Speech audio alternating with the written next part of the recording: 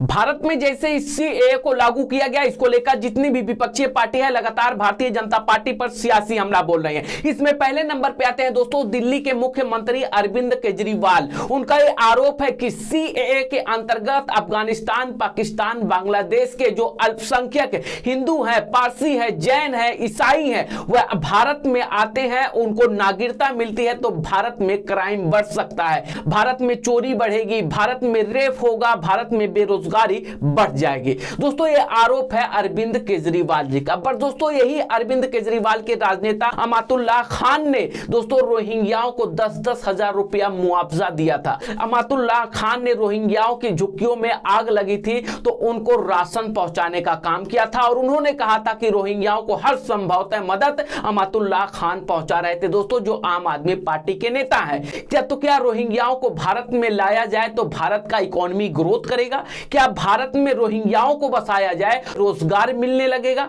क्या भारत में रोजगार बढ़ जाएगी? क्या रोहिंग्याओं को भारत में बसाया जाए तो भारत में क्राइम कम हो जाएगा? दोस्तों इन तमाम आरोपों को लेकर अमातुल्लाह खान का वह वीडियो देखिए दोस्तों, रोहिंग्याओं को मदद पहुंचा रहा है। दोस्तों अस्सलाम वालेकुम, मैं अमानतुल्लाह ओखला विधायक और चेयरमैन दिल्ली वक्फ बोर्ड। आज हमने यहाँ जो परसों रोहिंग्या के लोग जिस कैंप में रहते थे, 1 महीने का राशन और 10-10 हजार रुपया कैश मैंने दिए हैं, हर एक फैमिली को 10 हजार रुपया। यूपी के सिंचाई विभाग के जमीनों पर रोहिंग्या मुसलमानों ने कब्जा कर लिया था। दोस्तों यह दिल्ली के मदनपुर खादर में जमीन थी जो कि उस पर रोहिंग्याओं ने कब्जा किया। जो यूपी के सिंचाई विभाग के अधिकारी होते हैं वहां पर हटाने के लिए जाते हैं तो रोहिंग्याओं को बचाने के लिए उनके ढाल बनकर यही अमातुल्लाह खान खड़े हो जाते हैं जो आम आदमी पार्टी के विधायक हैं दोस्तों, और कहते हैं कि रोहिंग्याओं को कोई हाथ लगाकर देखे।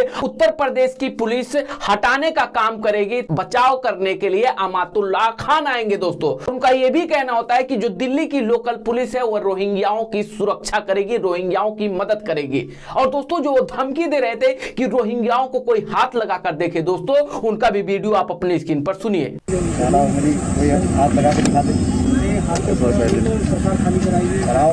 कैसे करा देगा कोई आदमी? आप लोगों ने आग लगवा दी, इसका मतलब तो ये फिर जला दिया इनको। सर धमकी देकर गए उस रोज, लोग बता रहे हैं हम लोग ये यूपी गवर्नमेंट के लोग उस रोज महकमे के लोग आए हैं और हथियारों के साथ धमकी देकर गए, आग लगा दी। ऐसी कोई बात मत करो जिससे कंट्रोवर्सी पैदा हो, ऐसी कोई बात नहीं होनी चाहिए। लोकल पुलिस भी यहाँ इस बात का ख्याल रखे कि ये अलग प्रशासन है, दिल्ली सरकार का अलग प्रशासन है, ये उत्तर प्रदेश का है, आपको दिल्ली का देखना है। ठीक है, कहाँ है वो, कहाँ आपके ध्यान होते ना, ये कौन है भाई? राहुल गांधी जी भारत जोड़ो न्याय यात्रा के दौरान मुंबई में एक रैली को संबोधित करते हुए लोकसभा 2024 की चुनाव की बिगुल फूंक दिया। रैली को संबोधित करते हुए कहा कि इंडिया गठबंधन की सरकार बनती है, कांग्रेस पार्टी की सरकार बनती है तो जो महिलाएं मजदूरी कर रही हैं, जो महिलाएं छोटी जॉब कर रही हैं और जो महिलाएं किसान हैं, उनके खाते में 1 लाख रुपया सालीना दिया जाएगा। और पेपर लीक को लेकर भारतीय जनता पार्टी और उद्योगपति को लेकर जमकर सियासी हमला भारतीय जनता पार्टी पर बोल रहे हैं। दोस्तों राहुल गांधी जी मुंबई को एक रैली को संबोधित करते हुए, दोस्तों उनका भी वीडियो आप अपने स्क्रीन पर सुनिए। ऐतिहासिक अनाउंसमेंट किए हैं। सबसे पहला और शायद सबसे जरूरी, हिंदुस्तान की हर गरीब महिला को, चाहे वो मजदूरी करे, खेती करे, छोटा जॉब करे, हर गरीब महिला को सीधे बैंक अकाउंट में हिंदुस्तान की सरकार साल के 1 लाख रुपए देगी। मैं एक आदिवासी महिला के घर के सामने रुका, बातचीत की, उनका बेटा पुलिस में भर्ती होने की कोशिश कर रहा है, उसका पेपर लीक होगा, पेपर के दिन उसको पता लगेगा कि किसी अमीर बच्चे ने पेपर खरीद लिया और उसकी मेहनत बेकार गई। यूपी हमारी सरकार आएगी, इंडिया की सरकार आएगी, उसी महिला की आमदनी दुगनी हो जाएगी। 1 लाख रुपए उसके बैंक अकाउंट में हर साल ऑटोमेटिक डायरेक्ट उसके बैंक अकाउंट में जाएगा।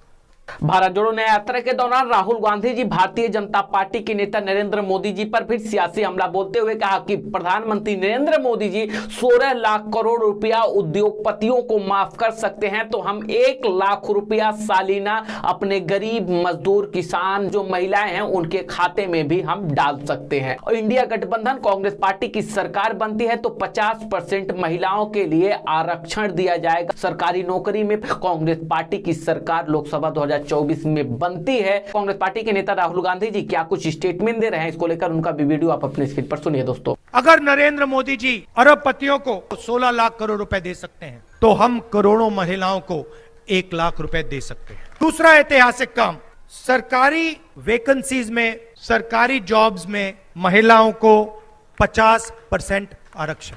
हर सरकारी ऑफिस में कुछ ही सालों में आपको 50% महिलाएं दिखेंगी। तो हम आपके लिए दरवाजा खोलने का काम कर रहे हैं। आर्थिक अन्याय हो रहा है, आपके साथ हो रहा है, महंगाई बढ़ रही है, गैस सिलेंडर के दाम बढ़ रहे हैं, पेट्रोल के दाम बढ़ रहे हैं, हम आपके बैंक अकाउंट में 1 लाख रुपए डालेंगे। अरविंद केजरीवाल जी सीएए को लेकर भारतीय जनता पार्टी को एक चुनावी इवेंट बता रहे हैं कि चुनाव करीब आया है, इसलिए भारतीय जनता पार्टी सीएए को लागू कर रही है। बट दोस्तों, इसको लेकर देश के गृह मंत्री अमित शाह जी ने अरविंद केजरीवाल पर सियासी हमला बोलते हुए कहा है कि क्या भारत में जो रोहिंग्या बस रहे हैं वह लोग भारत में जो नागरिक हैं उनकी रोजगार को नहीं खा रहे हैं? क्या भारत में जो रोहिंग्याएं बसी है इस पर इससे पहले अरविंद केजरीवाल क्यों नहीं आवाज उठा रहे थे? जो कि दोस्तों आपको मैंने पहले भी बता दिया, आम आदमी पार्टी के ही नेता अमातुल्लाह खान ने रोहिंग्याओं को किस तरीके से मदद किया था। क्या सर्जिकल स्ट्राइक बीजेपी का पॉलिटिकल फायदे थे? क्या राम मंदिर भारतीय जनता पार्टी का पॉलिटिकल फायदे थे?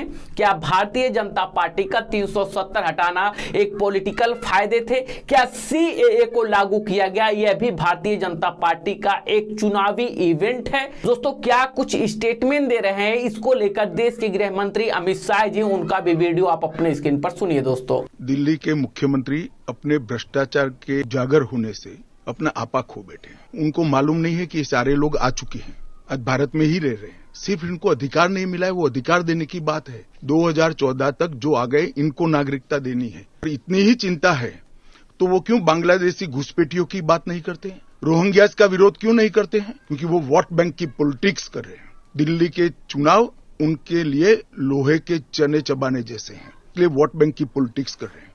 नौकरी का कहां सवाल है? वो ऑलरेडी यहाँ है। और बांग्लादेशी नौकरी का अधिकार नहीं मार रहे हैं क्या? रोहिंग्यास नहीं मार रहे हैं? इनके लिए तो आप कभी नहीं बोले भाई। सिर्फ जो हिंदू शरणार्थी आए हैं, जो बौद्ध शरणार्थी आए, जो जैन, पारसी और क्रिश्चियन शरणार्थी, इसी का विरोध कर रहे हैं। देखिए, विपक्ष को और कोई काम नहीं। उन्होंने तो सर्जिकल स्ट्राइक और एयर स्ट्राइक को भी बताया कि आपका पॉलिटिकल फायदा है, तो क्या हम टेररिज्म पर कदम न उठाए? इन्होंने 370 को भी बताया कि आपके पॉलिटिकल फायदे के लिए कर रहे हैं। हम 1950 से कह रहे हैं कि हम 370 को हटाएंगे। उनका हिस्ट्री है, जो बोलते हैं वो करते नहीं है। मोदी जी का हिस्ट्री है, जो भारतीय जनता पार्टी ने कहा है, नरेंद्र मोदी ने कहा है, वो पत्थर की लकीर है। मोदी की हर गारंटी पूरी होनी है।